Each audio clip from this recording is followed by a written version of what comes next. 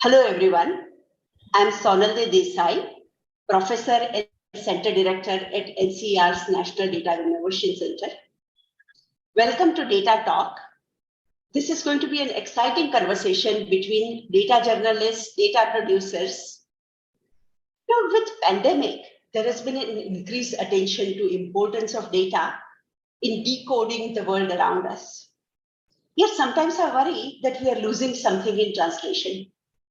There was this very interesting American serial, West Wing, where there was this one episode in which there was a speaker of a rare Philippines dialect who was trying to communicate with the White House policymakers.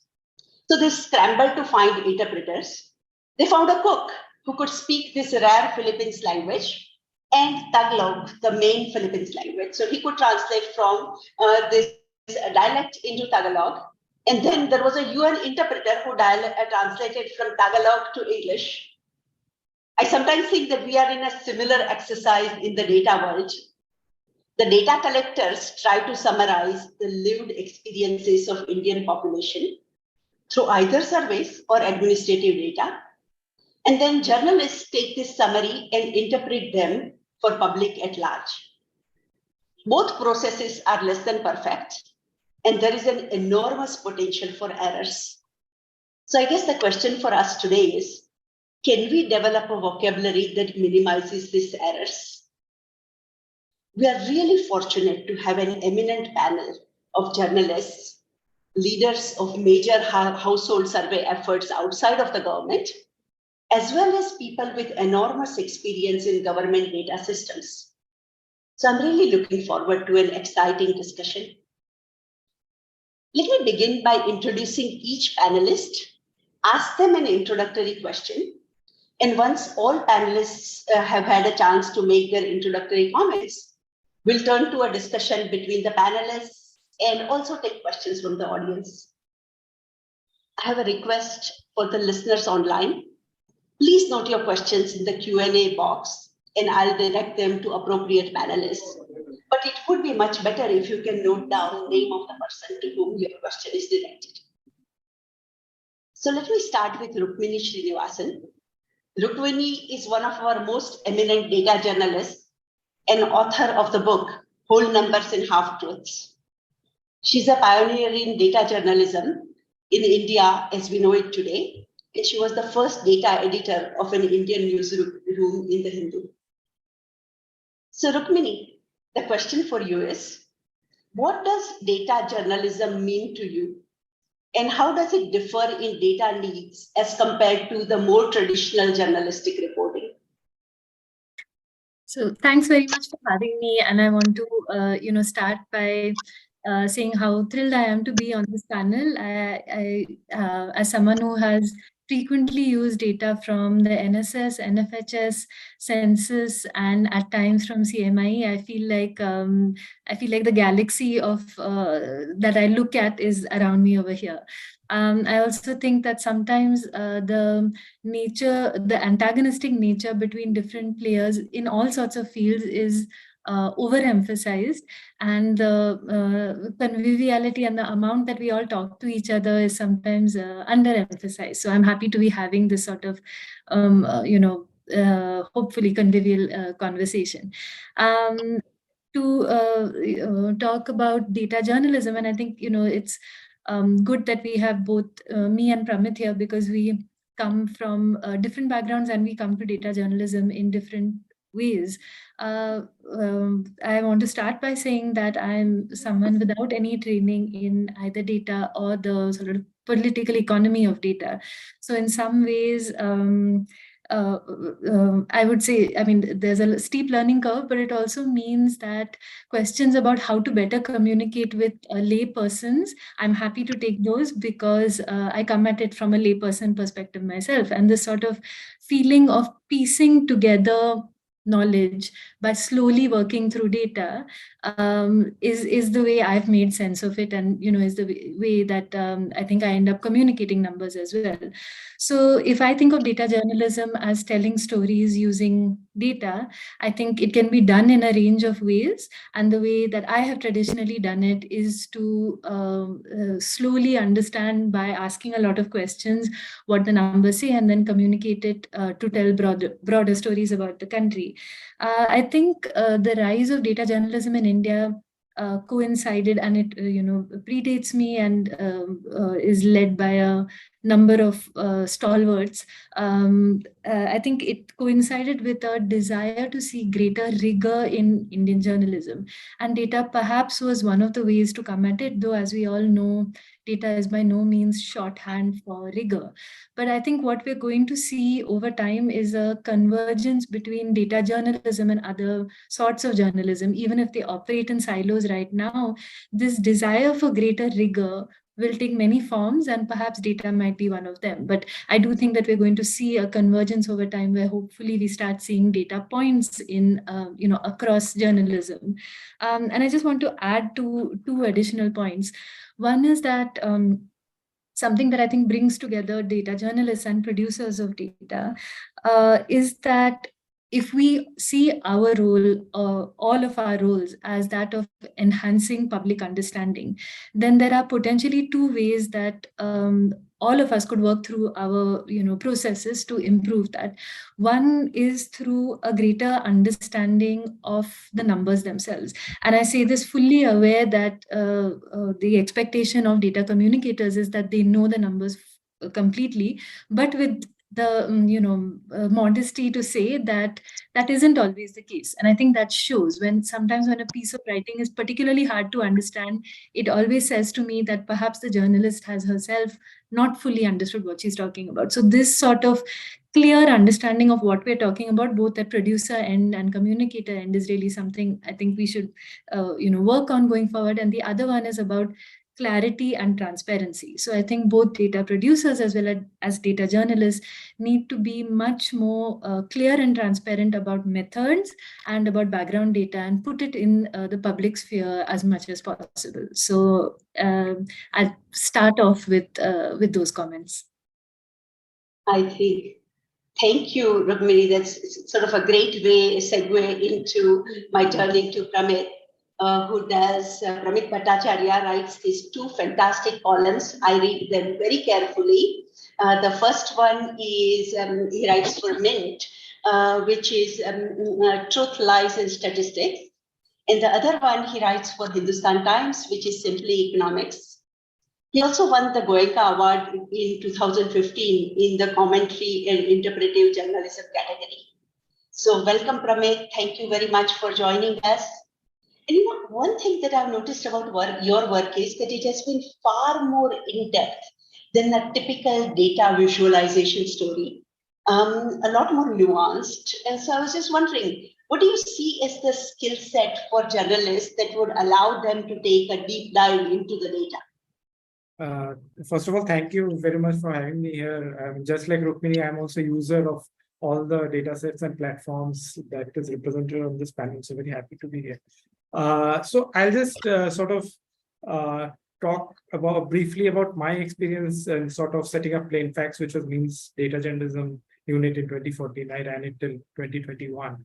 And how things changed even in this sort of 7-year period, because and where I came from it. So where I came from was I had training in economics at IGIDR in 2010. And that exposed me to both the potential of data as well as the abuses to which economists typically put data to. And initially, I joined journalism with the firm conviction that I would not be using too much of data. That was one of the key considerations.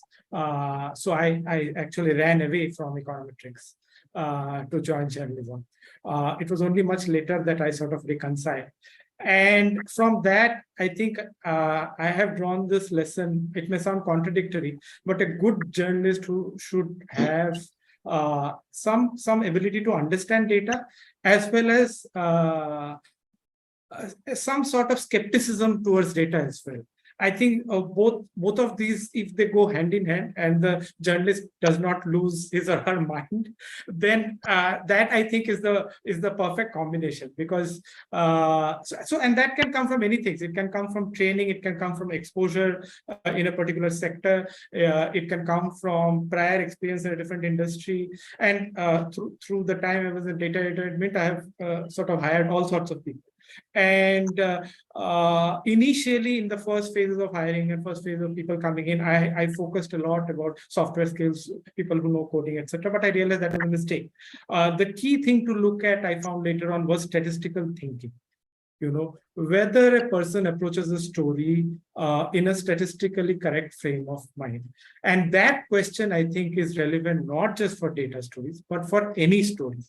And which is why the journalism that I myself do has moved on from those data visualization, etc., which I used to do at Plain Facts, to a sort of more deeper understanding of trying to understand the data set itself, because that is a space that very few people want to go into. And if I myself had proposed a truth, lies, and statistics column 10 years ago, it may have been rejected, to be very honest. It is just that the world we live in today and the work that many of us have already done, not just me, people like Rukmini, Johnson, Raja, how India lives, many other journalists contributed to this, Srini from the Hindu. So the initial base work of, making newsrooms, editors, even news management understand that, using data correctly offers value to the reader, that is done. Now, I think we have to move to the next stage, and the next stage, of course, is in terms of better visualization, but it also is in terms of better understanding of the data sets. And as Rukmini pointed out, better integration of data in all stories. And there, I think the key thing is statistical thinking. So I'll give 2 or 3 examples, small examples, just to highlight. So one of the stories that I'd done long time, and this is not a data story, it was just a regular feature story in 2 pages, long story for Mint, on BT cotton and the impact it had on farmers, society, etc. in Vidarbha. So one of the things that was always there in the back of my mind was the BT cotton had a completely different outcome in Gujarat. So you have, 2 groups. Not exactly control treatment, but that was the frame of mind where I went, where the introduction of the seeds happened sequentially and under different circumstances. So how did that lead to, and what are the agroclimatic differences, and how did that? So that is one example. The other thing is framing issues. So suppose, very basic thing, suppose you go and ask someone, even a very poor farmer, what is the return you got on your field last year? You are most likely going to get a very wrong answer, because he or she is not used to answering that, right? And if you have had any survey experience, I had done some small scale surveys earlier as a student. So I knew that if I break it into say that how much did you spend on seeds, how much did you spend on fertilizers, how much did you spend on each item, and then I did the addition and subtraction myself, I am much more likely to get an accurate answer. And then I can cross-check with other people in the village and figure out. This is not something that even a lot of veteran reporters do, actually. Whereas there's something basic, and once you tell them, they understand that yes, it's common sense. And the third, I think, is this awareness of uncertainty. So I wrote a piece recently on GDP that even that has uncertainty associated with it. My goal was to write that column without using the term confidence interval. So I don't have to use the term confidence, but I can still convey to the reader that there is uncertainty. So I use the term that, there is a degree of measurement error and stuff like that. I think it is very important to convey to readers, whether it be an unemployment metric, whether it be a GDP, whether it be anything else, that there is a degree of uncertainty. In some cases, we can measure that uncertainty very accurately. In some cases, we cannot measure it, but we have only a very rough idea about it. But it is important to convey that to readers. With that, I think I'll stop. That's a great point, because as a data collector, I often find myself recognizing that there is so much uncertainty in the responses that we are getting. We are doing our best to get what we can, but we have to treat it with some level of humility. Okay? And sort of that brings me to the 2 wonderful leaders of major surveys in India that all of us use. Mahesh Vyas and Abhishek Singh. Mahesh is the MD and CEO for Center for Monitoring Indian Economy. Apart from several important databases on Indian economy, CMI also collects data on the consumer pyramids household survey. It's one of the India's largest and most frequent high frequency data that we increasingly, a lot of researchers and policymakers are using. So thank you for joining us, Mahesh. Tell us a little bit about the CPHS. How did you get into it? What do you see as its niche? Because I know you have collected several other large databases, but CPHS has really grabbed the attention in a way, perhaps that's quite unique. Thank you very much, Sonalde, for inviting me to this webinar. Truly delighted to be in the midst of two outstanding data journalists of India. I hope there are many more of Rukminis and Pramits that dot our horizon. They do tremendous service in taking data to the general public. So all power to both of you and to your types. We build databases, and we are, as everybody on the show knows, a private organization, a little different. But we got into Consumer Pyramids Household Survey as, in a sense, a continuation, partly an accident, partly a continuation. So CMI began in 1976 as a collator of information from government sources. So Reserve Bank of India, the MOSPI of those days, Ministry of Finance and the kinds were the sources of data for us. We kind of put them together, build databases. I think our biggest contribution in those days was we built a long time series. So you went to the books of National Account Statistics, you would get a couple of years, 4 or 5 years data. We just said we'll make a longer time series, and we did this in many aspects, and that's how we started clawing our way into the database world. But then came the building of the Prowess database. And I think that was quite substantial, collecting data from difficult to get annual reports of companies.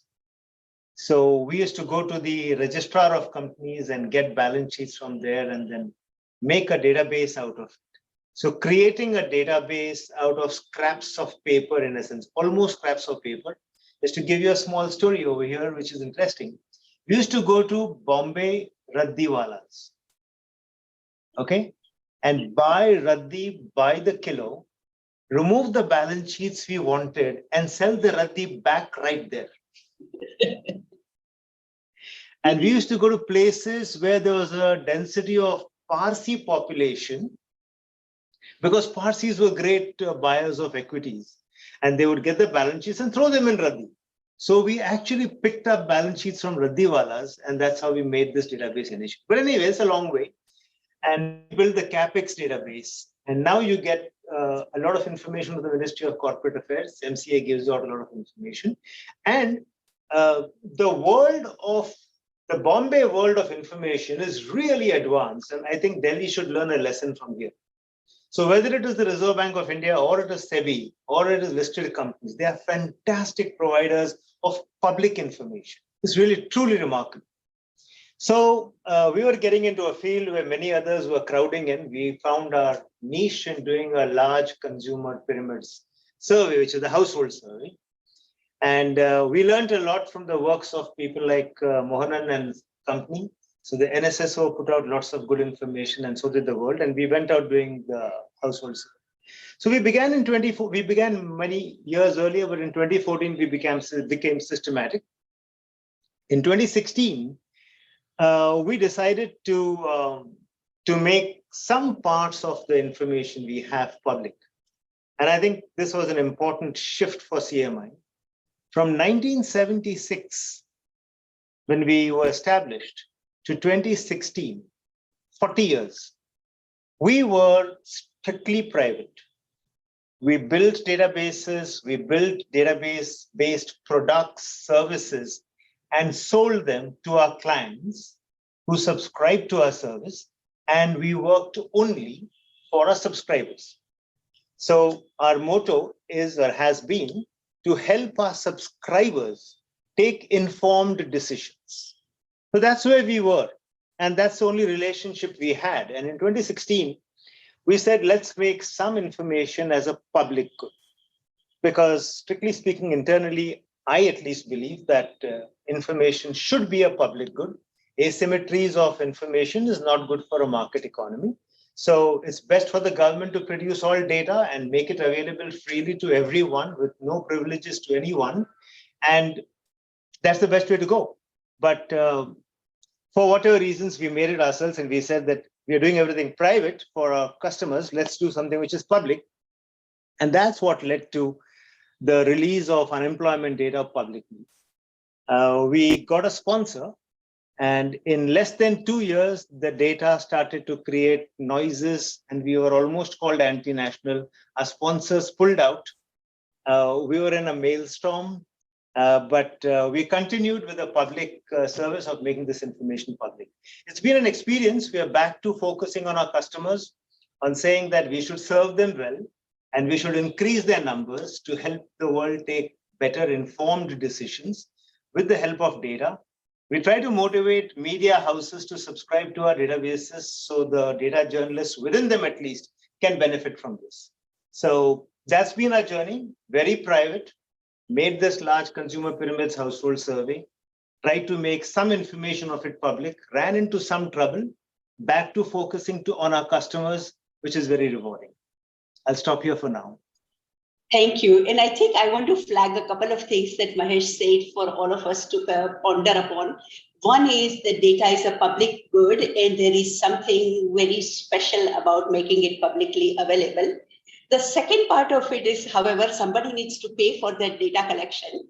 And when the government pays for it, it's a very different thing from when private organizations are raising funds to be able to sustain this activity. And that's quite a challenge for most data producers if you have to raise the money privately. Let me turn to Abhishek Singh, who is a professor at IIPS, and he is the co-principal investigator for National Family Health Survey Wave 6. NFHS has really emerged as one of the major data for the country as a whole. So Abhishek, NFHS started as demographic survey, fertility, mortality, contraception, etc. And now it seems to have ballooned into providing a whole lot of information on a variety of different domains. What do you see as the niche of NFHS, and are we really overburdening NFHS with our expectations?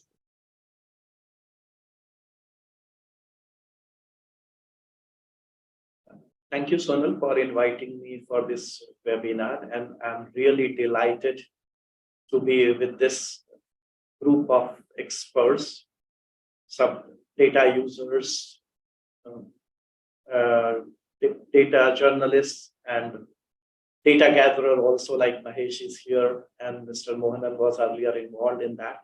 So I'm indeed thankful to you for inviting me for this webinar. So I think I will also speak from the beginning of NFHS, and as you have rightly said, that the NFHS surveys started as early as 1992. And at that time, the main focus of the NFHS survey was to derive fertility, mortality indicators, family planning indicators, and so on. But over time, and with the experience of first NFHS in the year 1992-93, the coverage and the scope of NFHS has increased tremendously. Until NFHS 3, which was done in 2005 and 6, we were providing estimates of these fertility, mortality, and other demographic indicators only at the state level. But as we moved over after NFHS 3, we also provide estimates at the district level. So you can always imagine that how much the coverage has increased. Earlier, the sample size used to be somewhere over 90,000 households. Now we have moved to over 700,000 households, which has been a great big increase in both in terms of coverage as well as burden. And I'll come to your point about overstretching of the survey maybe at the end of my talk. We have also expanded in terms of the contents of the survey. And I would like to highlight, I think, at least 5 points where NFHS has occupied a key place in the Indian data ecosystem.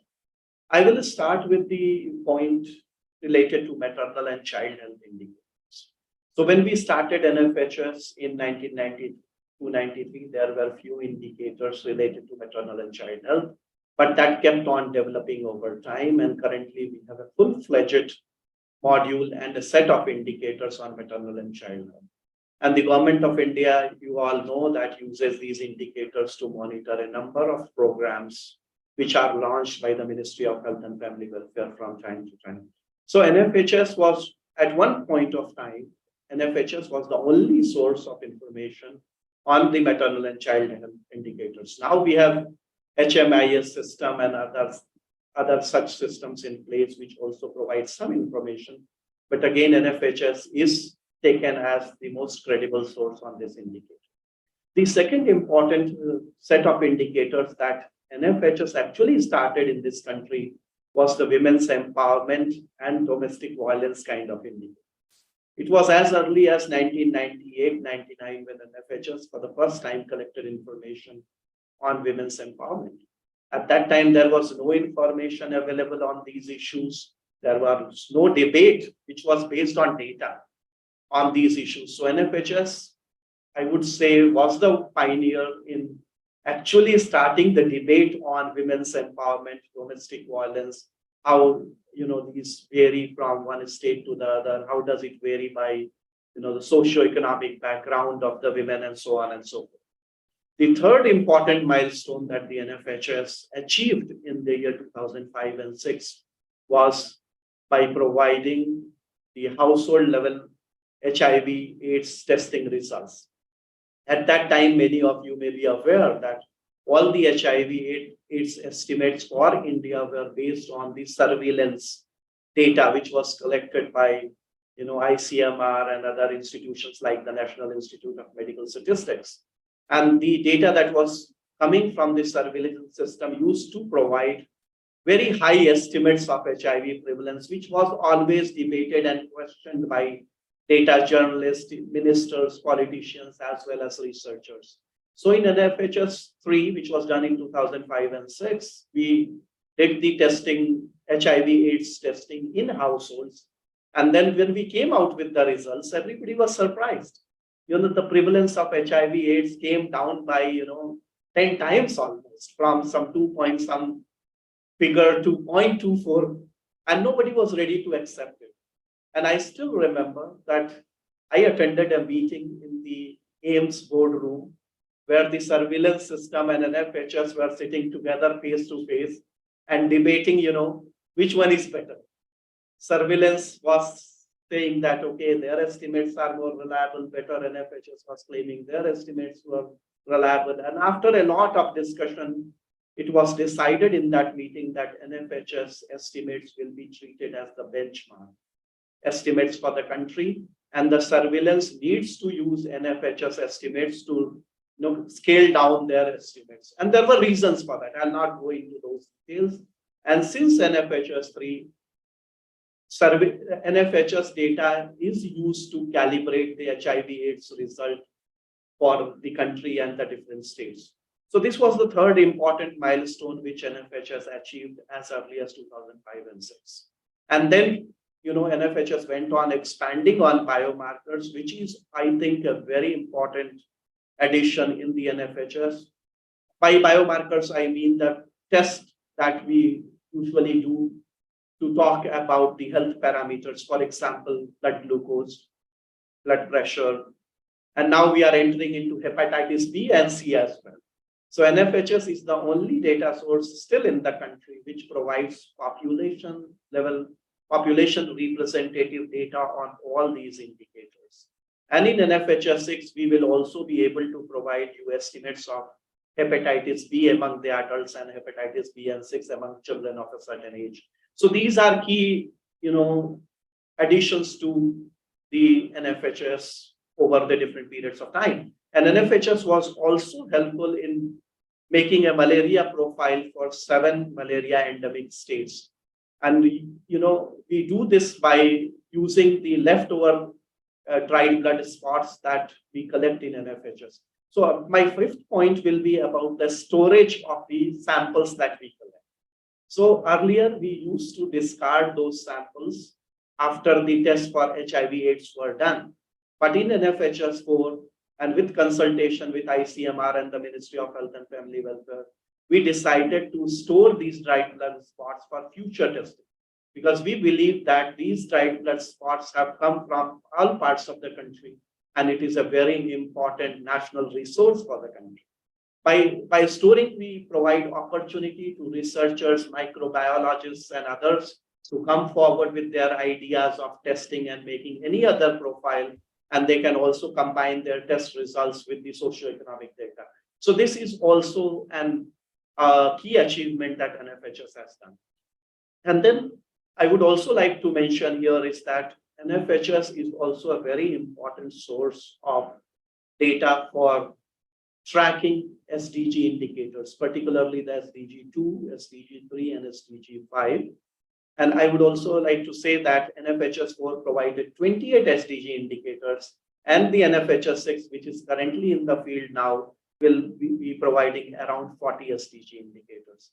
So these are some of the achievements that NFHS has reached or it has achieved in the last 30 years. And we are adding, actually, every time when we go into the field, we keep on adding information. And Sonal, I would completely agree with you that the expectations are increasing, expectations from the policymakers, from the NGOs, from the civil society is increasing. So we are always under tremendous pressure to keep on adding things. So when we were planning for NFHS 6, we clearly hinted to everyone that, okay, additions are fine, but for every addition, you also need to suggest us possible deletions. What can we remove? Because things become redundant also over time. So if we add new things, new domains to NFHS, we should also be able to delete few domains so that the burden doesn't go to a level where we are not able to manage the survey in a given time and a given cost. So these are my initial remarks, and I'll be very happy to take questions. Terrific. I really appreciate this. It sounds to me like, we have had Mahesh and Abhishek in some, Mahesh very much of sort of a private data collection, Abhishek kind of quasi-government, but we also have 2 other panelists who have had years of experience in official data systems, Mr. Banthia and Mr. Mohanan. And, however, whatever we may think about the household surveys and sort of more privatized data collection, ultimately the backbone of statistical systems often is sort of official systems. So what I wanted to do was actually ask Mr. Banthia, who was the former Registrar General. I think he was the Registrar General and Census Commissioner from 1999 to 2004, and he retired as a Chief Secretary of Maharashtra. He also brings tremendous academic credential, having received training in demography from London School of Economics. So, Mr. Banthia, I just wanted to ask you, what do you think it would take to develop a relationship of trust between government data producers and journalists to make sure that we have some sort of conversation and access in which journalists would have access to the reliable data that they need, and the data systems would be comfortable releasing that data? Good evening, Dr. Desai, and co-panelists, very eminent co-panelists, among them obviously data producers, veterans, and young data journalists, and the webinar audience here. Well, thank you for inviting me, and I'm really privileged to be a part of this group. It's a very difficult question which you have put, what it would require, because my own experience over 40 years in government is not very easily trusted by anybody. That is where the problem lies, actually. And part of it is our own making, people like me who have served in the government and my colleagues. So it's a question of trust on a day-to-day basis. And when it comes to data, obviously, people are looking for evidence, people are looking for some information based on which they could decide.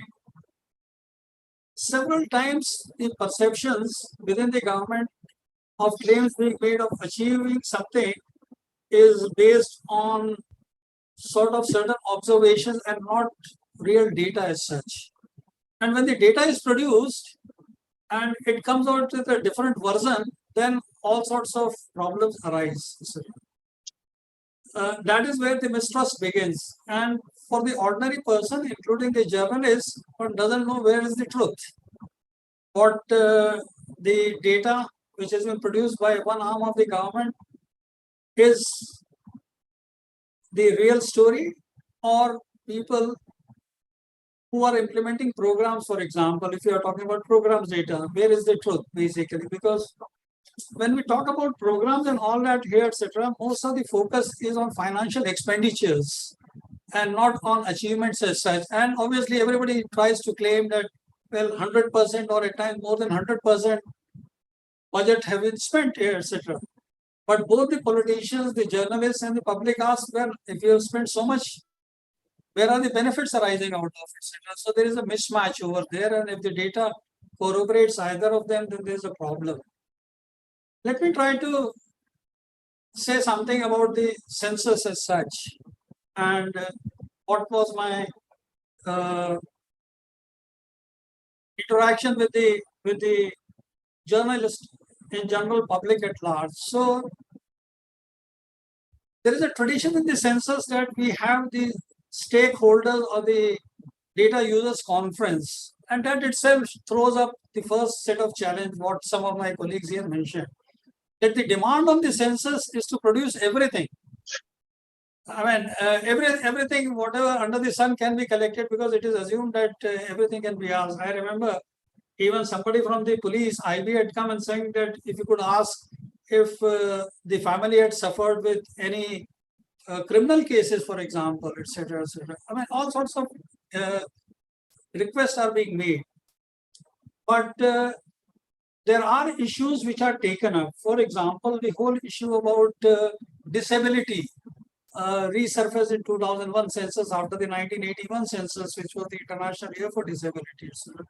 And we made it very clear to the government that collecting a data or information on a rare characteristic would be very difficult, and it is likely to throw off the real challenges which the differently abled people face.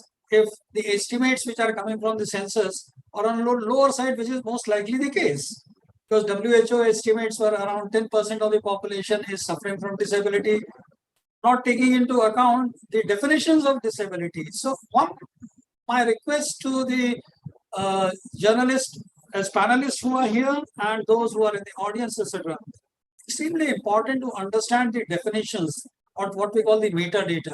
Because unless the definitions are clearly understood in the context of a survey or an administrative data, etc., it is likely to be misinterpreted, etc. If it's a genuine misinterpretation or wrong interpretation, one can understand. But if a person knows that the definitions here are different, it could be national definitions, it could be national versus international definitions, then obviously it leads to a lot of issues over there, and the policymakers are obviously confounded. My colleague is here from NFHS. I remember, the debate following the NFHS 2 and NFHS 3. SRS was giving a particular range of fertility estimates and infant mortality estimates, and NFHS was coming with a different one. Now, both of them are right in their own way. That is what each of the organization is to say. Both of them are government.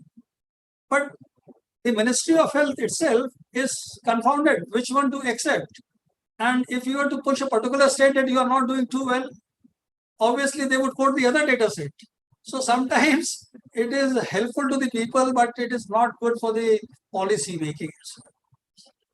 But I would say that when we came out in census 2001, the first time with the child sex ratio, adverse child sex ratio, a lot of politicians and I would say academicians were not willing to accept that the child sex ratio was so badly adverse. I must thank the media then, and media continues to support the whole issue about what we now know 20 years later, the Beti Bachao and Beti Padhao. It was very difficult for me to say that census has come out with a social reflection, which is really, really difficult to understand. And the PCPNDT Act and other things which were a corollary because of this were very difficult to be promulgated, actually administered as such. So there are obviously issues. A lot of journalists would come and try to understand that why is this child sex ratio, how it is going to affect, etc. They work very hard at times to understand and come out, etc. So it can be very useful for the government to explain, and there should be a lot of patience and trust. And I would say that most of my interactions, the journalists, they would say, please go offline and tell us, we'll not quote your name, etc., but please make us understand what does this data is trying to say.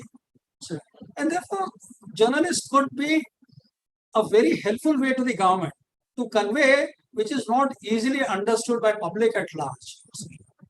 That is my personal experience on the census as such, but there is a problem within the government. Let me admit, having worked, etc.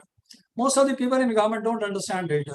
So when they are producing data, they do not know what is going to be the outcome of this data, and if it is sort of motivated from the top leadership that you have to do certain things as a survey or as finding, for example, then obviously the results coming out of such a motivated survey coming from the government itself could be a problem, etc.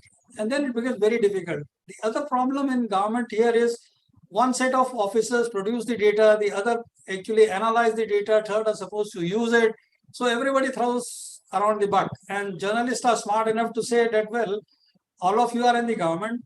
Why is it that there are so different interpretations on this, etc.? And that leads to a mistrust, distrust as such, etc. And that can be avoided if we have a very professional approach.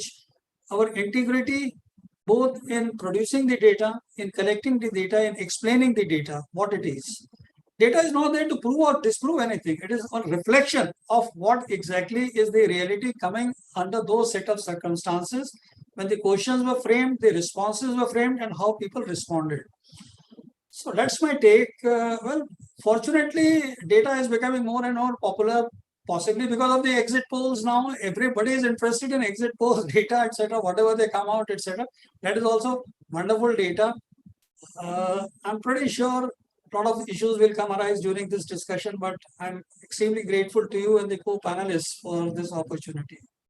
You know, I was struck by a couple of your comments. One is that there is a sort of both a collaborative and a conflictual aspect of the relationship between data producers and data journalists. But the second part, which I think is even more relevant for us to think about, is creating a professional cadre when it comes to sort of data producing, dissemination, communication, etc. And perhaps this is one of the areas where I think we can all agree upon that the much greater investment is needed. Our final panelist, who is actually has had very diverse sort of experiences, is Mr. P.C. Mohanan, who was a member of Indian Statistical Services. I'm sure he resonates to my comments about professionalism. And he has also served on National Statistical Commission. At the moment, he's the chairperson of the Kerala Statistical Commission. Thank you for joining us, Mr. Mohanan. You know, I think we have moved far beyond the time when National Sample Survey was pretty much produced all the household data. What do you see as the role of government data collection efforts vis-a-vis some of the private data collection efforts that we just mentioned? There is also a question in the chat which refers to some of these questions or issues. So, up to you. Thank you. Thank you for inviting me for this panel. It's very very interesting group of people. I know most of them. I've been in touch with them quite frequently. But let me try to put the issue in perspective. When you talk about the role of private sector, private agencies, and the government, we need to see the thing in the way it has evolved over time. So we need to look at the changing role of government in data collection and also the changing role of data itself over the years. Historically, data was for the government and collected by the government. It was so for almost till about 20, 30 years. It was only the government that collected the data. And the National Sample Survey, for example, came up only because they needed the data for planning when the 5-year plans were started, and also for estimating the national income. So in the 50s and 60s, most of the statistical edifices came to be built for meeting the government's requirement. But it's only the last, I think, 2 to 3 decades that data has moved out of its attachment with the government. And then we have a large number of users. And fortunately, the silver lining in the last few years has been the data journalism. I mean, I written earlier also. This is the changing ecosystem of this data. Now the data has become part of public debate. And it's almost, and in my 40 years or so in the field, I know the best data were collected when nobody was using it. Or rather, nobody used those data when we collected Now the entire ecosystem has changed. Better than me the problems in collecting the data. But what has happened in the recent years, all of us know that the government system that was built up for collecting data started stagnating, going into the same old track and doing it. And then the government also appears to have lost interest in collecting data at regular intervals for some reason or the other. For example, we had employment data from 2011-12 with NSS, and that's all. And then there were no surveys till 17-18. So there was some kind of a vacuum being created in this on the supply side, and whereas the demand was increasing. I mean, all over the world, the employment was coming up every monthly data or quarterly data, and we used to still keep only the 5-yearly data, assuming that the employment situation doesn't change much in India, so 5 years is good enough kind of thing. But that was actually not the situation, and that is the time when private agencies are trying to fill up the gaps.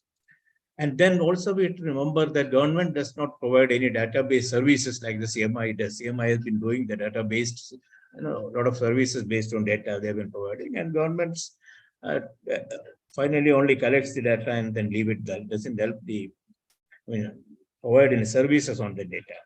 So there's always a space for the private sector when it comes to data. And the private agencies are indeed doing this service now because of the emerging demand of that. But the collection of conducting national level surveys for the CMI or any other agency, I think there are other agencies also now coming up. In areas like core national statistics, what we call employment, unemployment, or poverty estimation, there is an issue there because these are collected as per international standards or internationally used. And the government has a role to continue that. It is the government's own data that is actually accepted by the international agencies. The government departments supply the data. So when it comes to this core information, core data like the employment or unemployment or even poverty estimation, now people are using the CMI data for estimating poverty. Of course, if it suits them, they use it. But the issue is government has, I believe, that a serious or important role in this collecting data because, as rightly mentioned by Dr. Bantia, data is a public good. It's almost like government has to build national highways. So it also has to collect this national data, nationally representative data, and then give it to the public. And the public is up to them to use it in any way they want. I mean, government stop it. And fortunately, government has been very keen now. Most of the NSS data are freely available now, almost the same day it is released now, unlike in the past. So that role of government in providing data has to be accepted. Private agencies will play the role. And second thing, all of us know that data collection is an extremely costly affair. I'm not sure anybody else can actually challenge the government on that. Government has the resources. doing a national level survey by agencies has limitations. Especially private agency has to look at the returns that come from this exercise. It's not the government has that resources, so government role has to be, has to be there, and it has to be continued with more vigor. I mean, whatever we are doing. But now the other issue is, of course, what we had touched earlier. Maybe I'll come to it later, but I want to touch on one small thing because we have the esteemed journalists here. I know they do an excellent job, but most of the mainstream papers, they report things in a very, very quick and without much of a recent argument. So I written recently on the need for something called statistical literacy. All of us need to have some, develop that kind of a small literacy, statistical literacy for all levels, for public debate or in the academic field or for the data collectors. And that goes not the kind of thing that Pramit or Rukmini does. We don't have to go to that level, but even lower level. Because when you look at some of the headlines that come in the newspapers, nobody has looked at the data collection process. And having been in the field with NSSO for so many years, I know it is actually the main issue is the process in which the data gets generated. And that applies to administrative data also. And administrative data remains a black hole. Nobody knows in what way the data are formed inside the box. And all that you see is a dashboard in the website. But when it comes to the sample survey data, this literacy is important because people need to look at the process, and nobody looks at the process, and nobody looks at even the question that you're asking, or nobody looks at the instruction that you told the investigators or the enumerators for this thing. Because recently I remember there's a big headline based on the NFHS about the husband beating wives, and then it came that 80% of the women or wife and husband, they approve this or justify beating. But if you look at the questions, it's not that way. The question is not put that way. The question is not whether have you beaten any time or do you justify. It simply says, in your opinion, in the following situation, are you justified? So nobody looks at that. The headlines will simply say that yes, in Telangana, 80% wives and husbands agree that they should beat. I mean, this is what I call the statistical literacy. That is where the journalists have to play a major role. And we have to ensure that the users also look at the process of data generation. But coming back to your question again, just let me conclude saying that I still believe that government has a major role because it has to meet the commitments like the SDGs, MDGs. So all of them, they use data produced by the government. And then there are the changing standards in the international recommendations or standards. Like the ILO has now produced recommended a new set of employment indicators. I don't think the private agencies would be keen to meet the ILO requirement. It's only the government that has to meet. So we should look forward to government playing a more active role in this collection. And I've been always a supporter of Mahesh all the time when it comes to his own efforts and especially the technical and the technology that he brings into the entire exercise, which I think is not matched by government agencies. Thank you. I'll come back again later. Thank you. I'd like to give an opportunity for the panelists to speak to each other, and I know Pramit has his hand up, but there is also a very interesting question in the chat or the Q&A, which is something that follows on to what Mr. Mohanan was just talking about. So let me read it out. It comes from Shiva Rajora, and it says, my question is that recently NSC chairman, Mr. Karandikar, said that the private agencies need to adhere to some standards on declaring information on methodology adopted for the surveys undertaken by them, as currently they are not required to give any detail. So what is your view regarding the sharing of methodologies with government and in a way get their approval? You want me to answer it? Yes, please. Okay. I think as far as the government NSS or other surveys are concerned, the methodologies are all in the open. I mean, the microdata catalogs have all the instructions. And I think the CMI also does it. I download the questionnaire, I look at their instructions and definitions. I quite use that. But if you are a serious user, you need to really look more detail about what it instruction given to the enumerators. How do they go ahead, and who collects the data? Are they regularly trained people? Are they local people? There are several such issues to that. But methodologies are mostly in the open. It is the basically it is our reluctance to spend a lot of time in the methodology or in the questionnaire. Rather, people are more eager to present the findings or tabulate the reports. I mean, the moment you get the unit level data, it's the immediate feeling is to tabulate and see something without actually looking at that. So I'm just reminded of what Professor C.R. Rao once told me, when he went to the ISI in the 1940s. Mahalanobis gave him a set of tables and told him, don't do anything for next 3 days, only you look at these table numbers. Before you start analyzing or thinking, you look at this table, nothing more. And he said, I did that. Then he found out there are a lot of problems in the units. Some data were in inches, something was in yards, and that was about anthropological measurement or something, he said.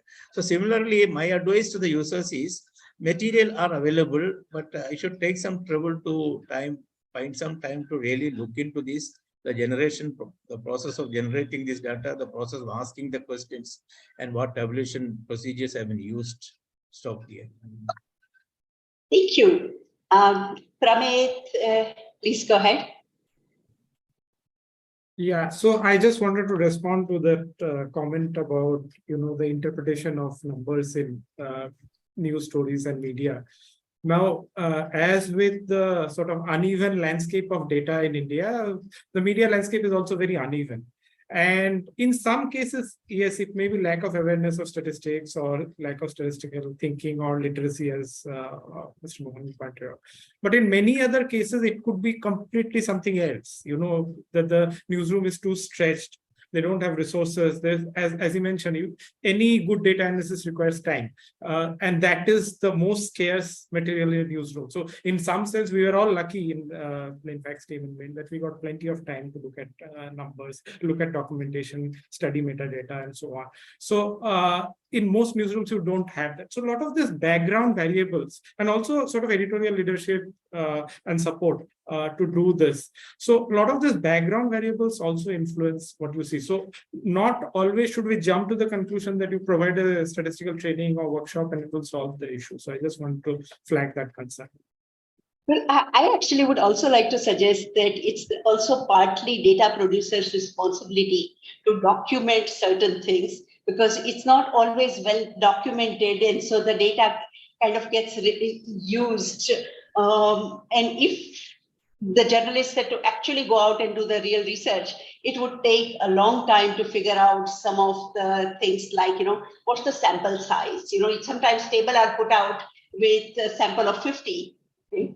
And making some of those things clear is very important for both data producers, analysts, researchers as well. Absolutely. This is true. Even, I'm sorry to say, even for multilateral agencies like World Bank and all, like many of their data tables, they don't tell you that for many countries, they have just extrapolated or interpolated. They have not actually done the field work and so on. And just one last point, it is, apart from statistical literacy, it's also about commitment to the field. So a good environment reporter will ask whether the Forest Survey of India data that is coming, how much of ground truthing is that happening? If a satellite image is saying something that in such and such district, it has grown up, are we investing enough field resources of ground reporters to go and check that? And is the environmental reporter A, himself interested, B, has he or she the editorial support to do that? And when you see a lot of veteran reporters who are good at their beats, they're also very careful with their numbers. So that also is a marker of sort of that differential. Rukmini, you had your hand up. Thank you.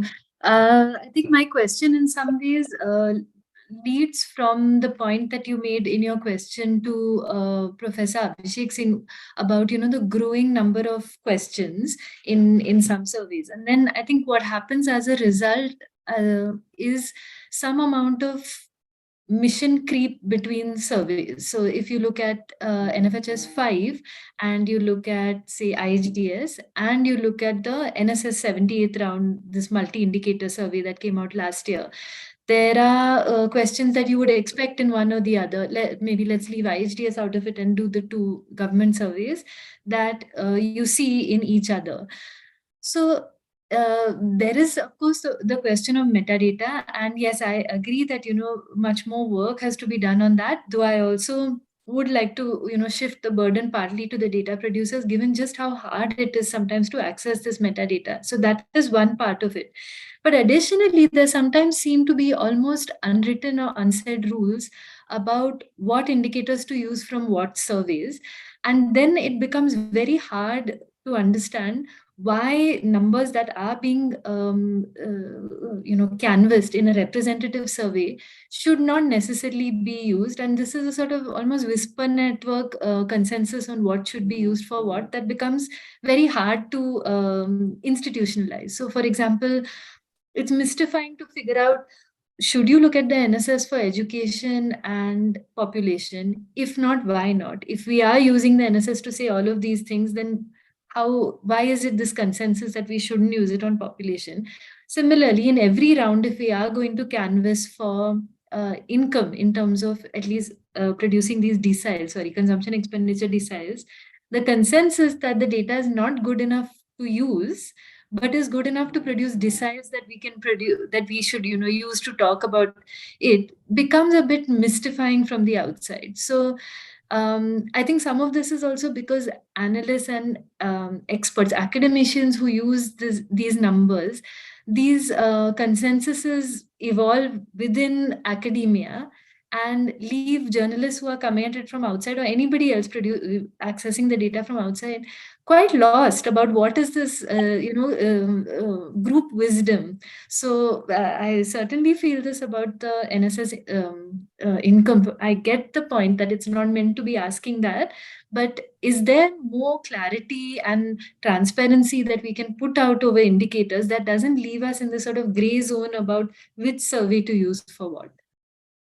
It's a great point and a great lesson for both academics and data producers to sort of think through and provide some caveats and justifications of what to use and why.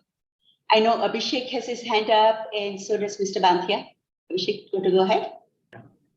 Thank you, Sonal, for giving me this opportunity to respond to the question as well as for making some points, important points. So I will start with my response to the question that you raised earlier, and a question that I think Rukmini has also raised.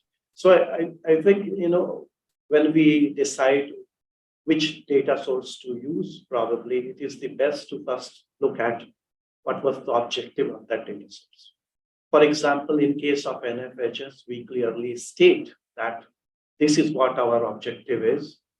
This is where our survey is powered enough to provide you reliable estimates. And it is also a very good idea to look at uncertainty, which Pramit was talking about earlier. For example, in NFHS, we provide estimates of fertility, mortality, HIV/AIDS.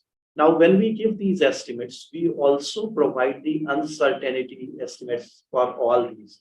Now, by uncertainty, I mean how much is the confidence that we put in a particular estimate. For example, the HIV/AIDS estimate, if you look at from the NFHS, the uncertainty is bigger around that. So by declaring that, I want to inform the people or those who are trying to read it that be careful because the uncertainty is wide. But when it comes to mortality indicator, when it comes to fertility indicators, the uncertainty is lower. Definitely there is uncertainty, but it is lower. So I would always say that we should refer to the objectives, what the survey was meant for. Survey may not be meant for estimating everything. For example, in NFHS, we also provide estimates of alcohol use and tobacco use. But that is not the primary purpose of the survey. The primary purpose of the survey is something different. So we need to look into that. And a very important point, which Mr. Mohanan has also pointed out, is about the metadata. So any journalist, any user should first look at the metadata. What is there? How the data was generated? What type of questions were asked? What kind of training was given to the interviewers? Who interviewed whom? many times in NFHS, people come and ask, and even the report that Mr. Mohanan pointed out about domestic violence, people went to the, to the level stating that men interview women, or it is the husband who responds to the, domestic violence module, which is really not true. And that was published in Lancet. A reputed journal like Lancet also published that article.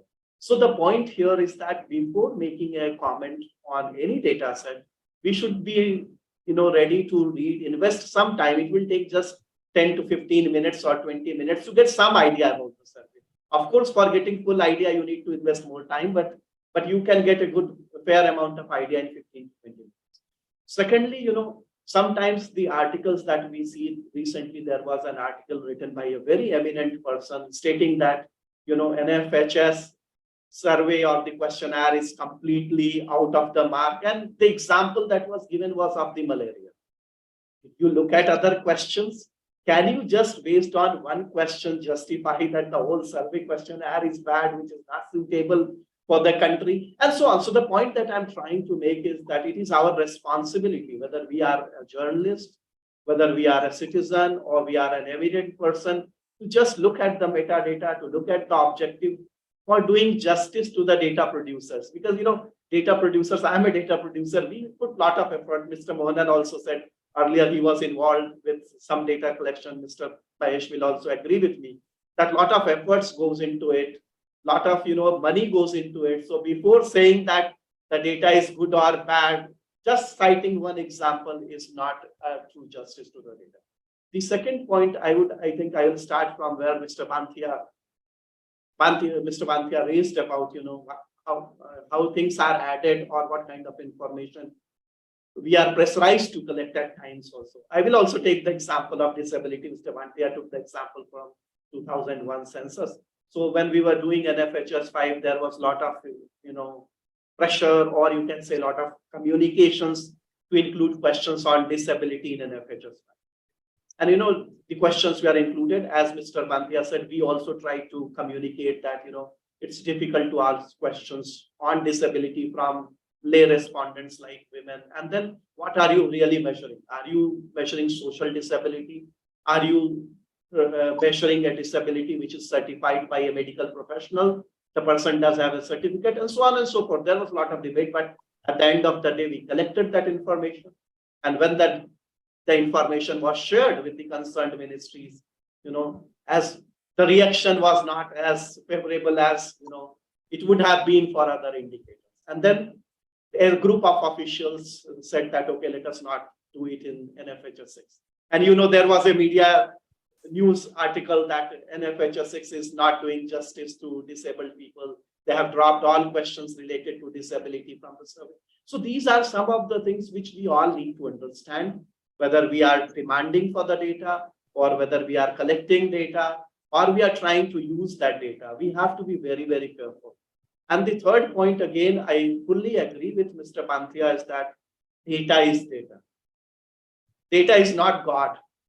That whatever you get in the data is perfect. Or data can say this is right and this is wrong.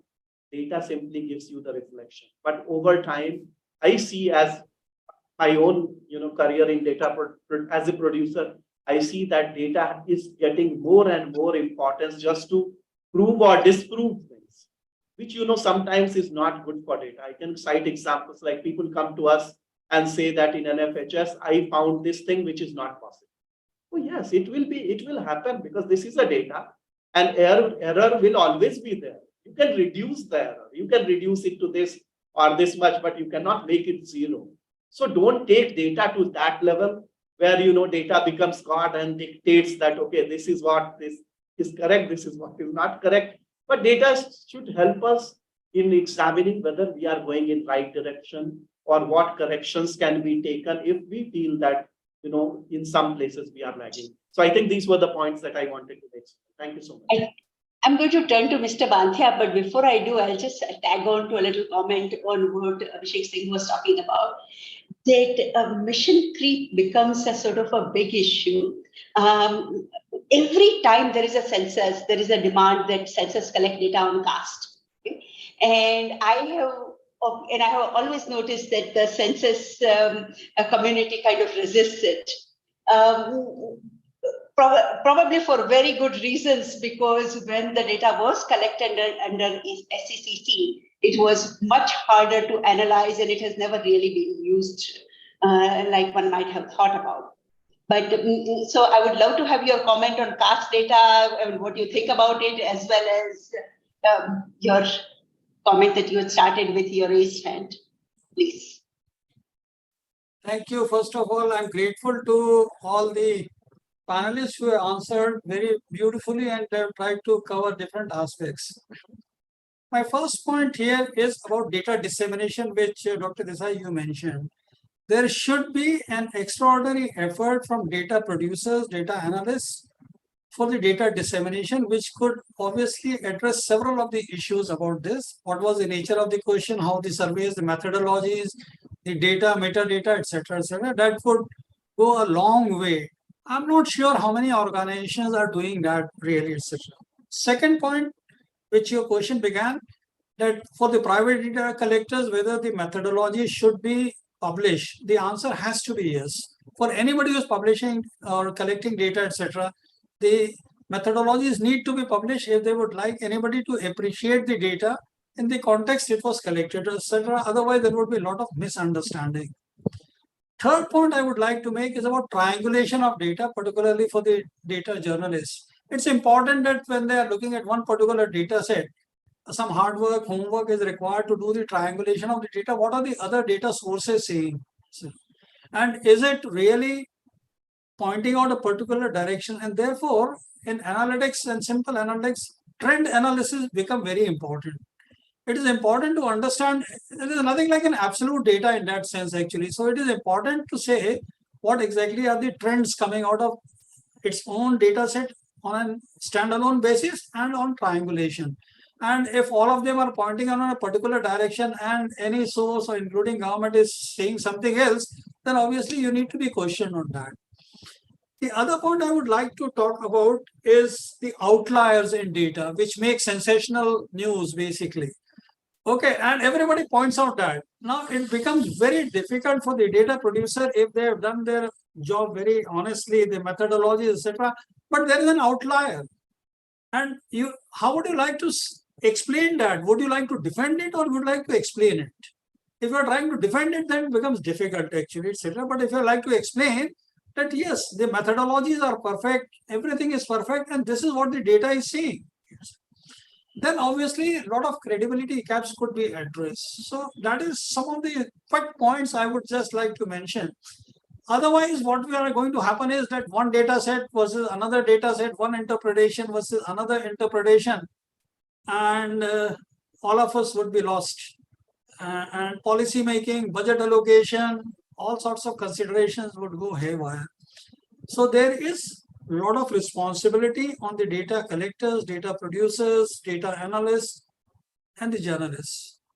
It cannot be isolated with one. All of us need to play a legitimate role, try to address the issue to the best possible way one can look at through various methods. That's all. Thank you.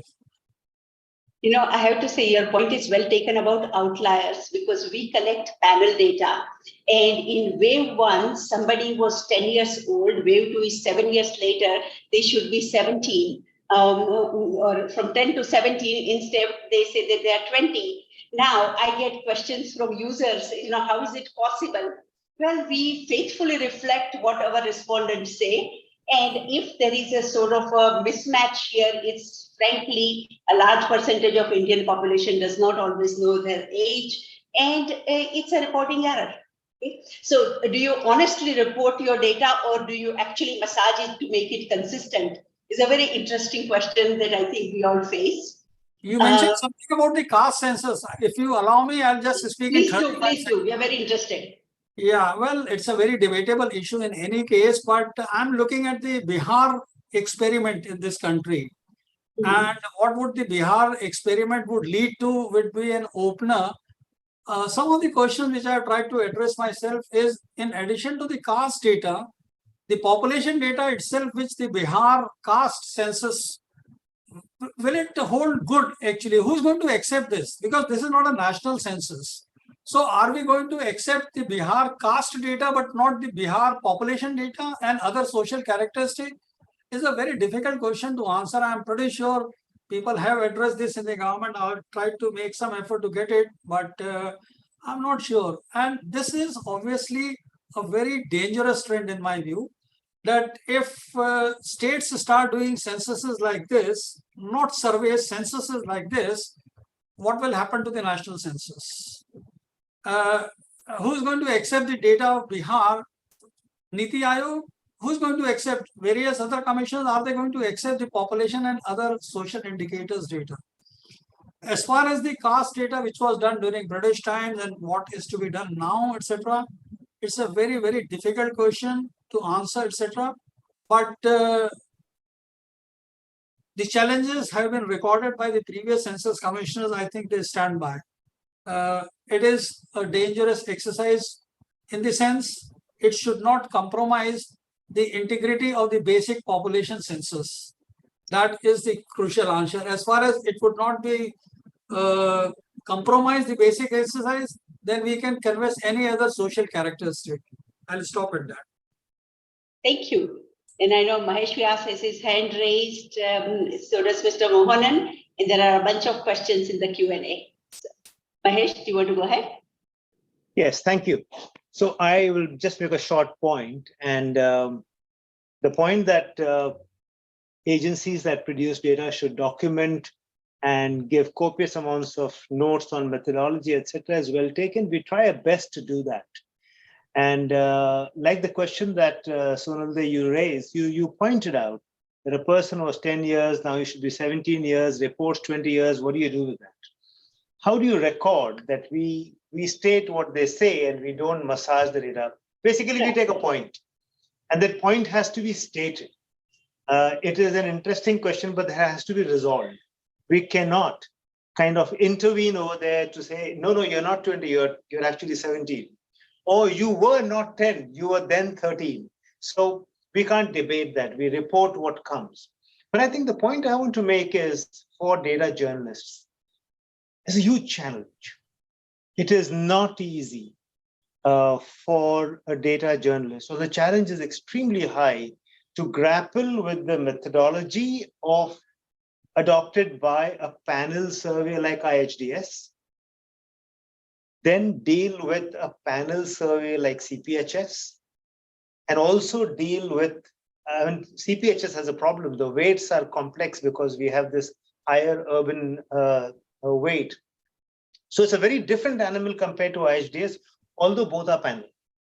Then you have NFHS, which is different. You have NSSO, which is different. And you will have other surveys which are different. And then you have the census, of course.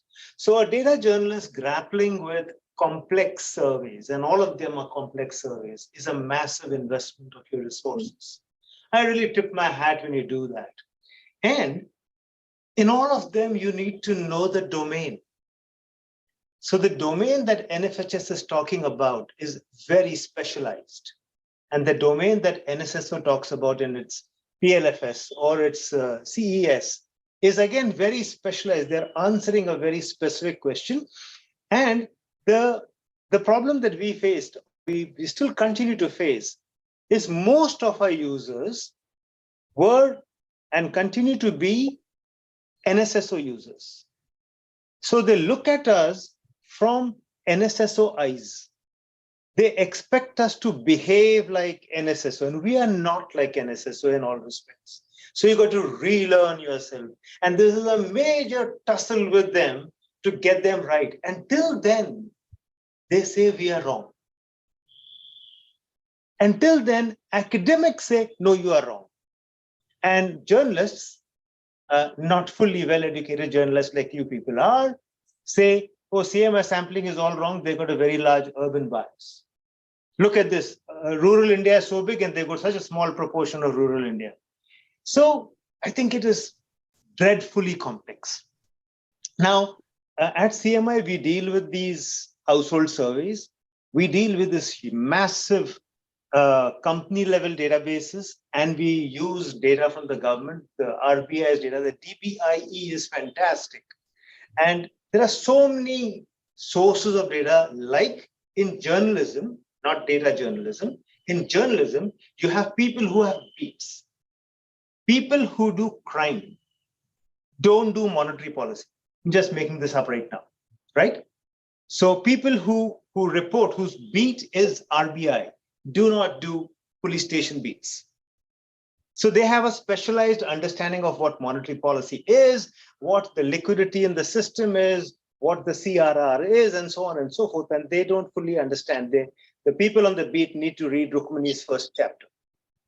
But those guys don't do the monetary policy, and they don't look at the SEBI's pronouncements. So I think what I'm pointing out is that data providers will provide copious amounts of documentation. But just look at this panel over here. IHDS, CPHS, NSSO, NFHS is mind-blowing just between us. And this is still just the tip of the iceberg. So data journalists have a massive problem on their hand. Unless they don't specialize in their beat, I think it's a tough proposition. That's the only point I'm making. I have to tell you, Mahesh, that I have great sympathy for what you are saying, because I'm just thinking now we are in a new wave of IHDS survey. Question is, are we going to release it quickly enough, or are we going to take the time it takes to do proper documentation of everything? And, you know, there are pluses and minuses of it. And there is the question of resources, timing, all kinds of issues. So I think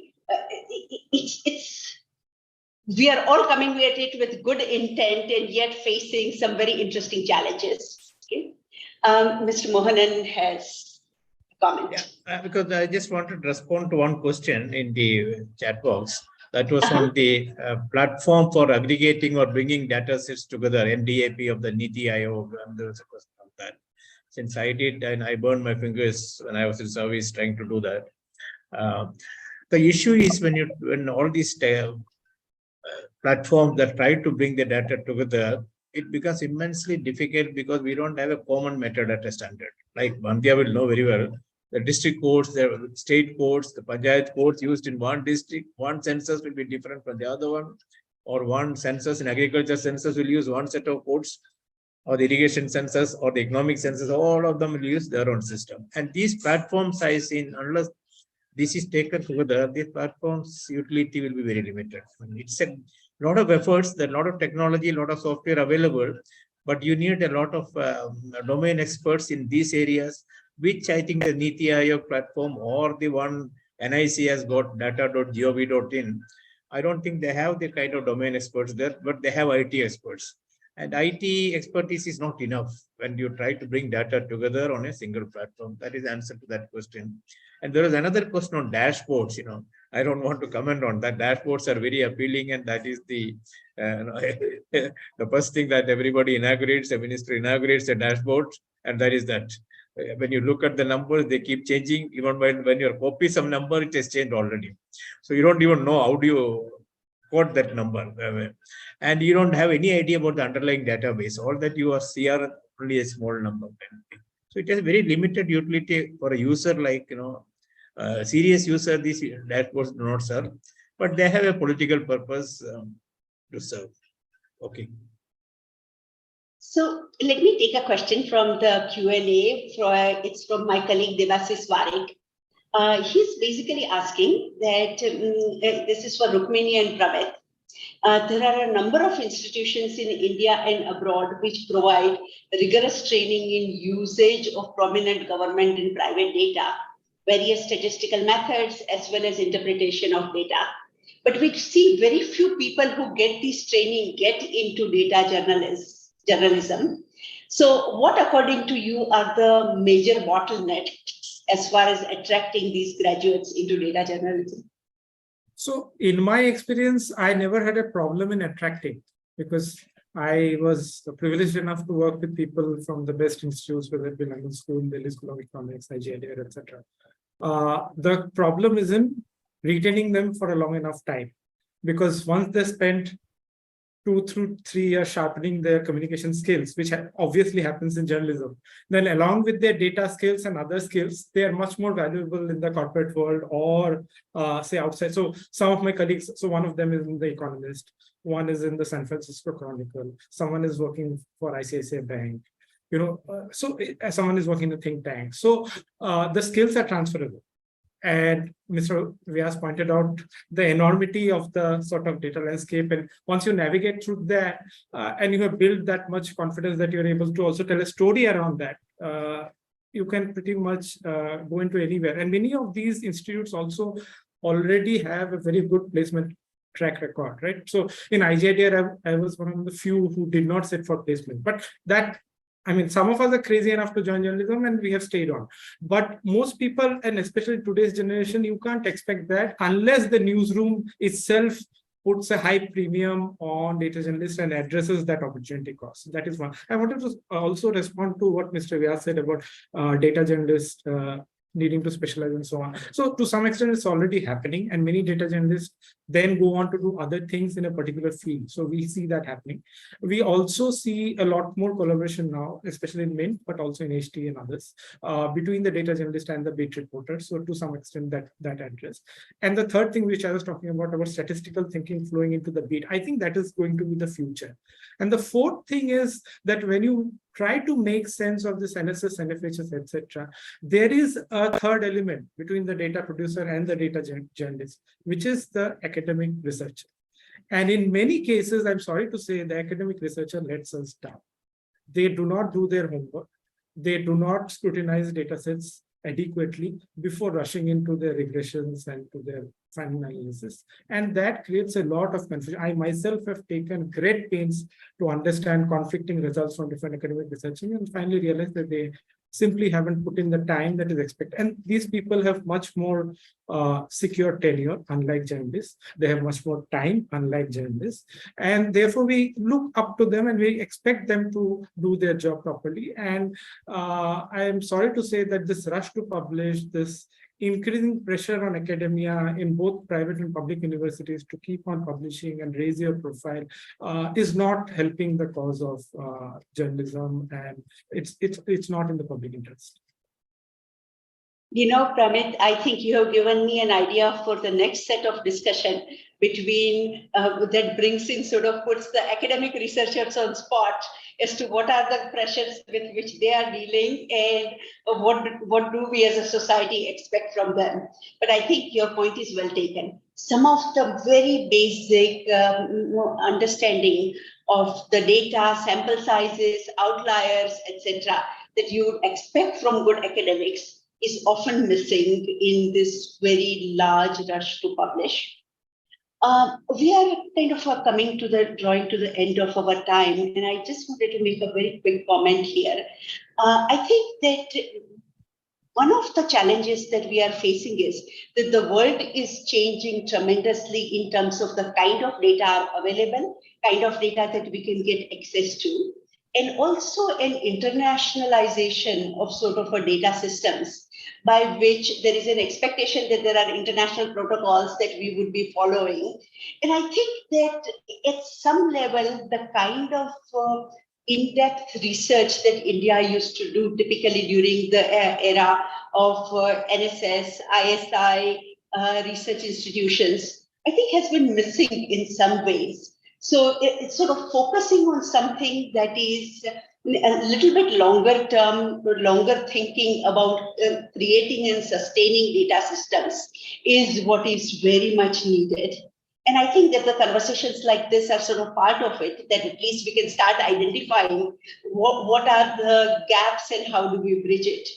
So I would like to thank all the panelists here today. I really appreciate your taking the time and very reflectively thinking and conversing about these issues in an arena that is often tends to become highly contentious.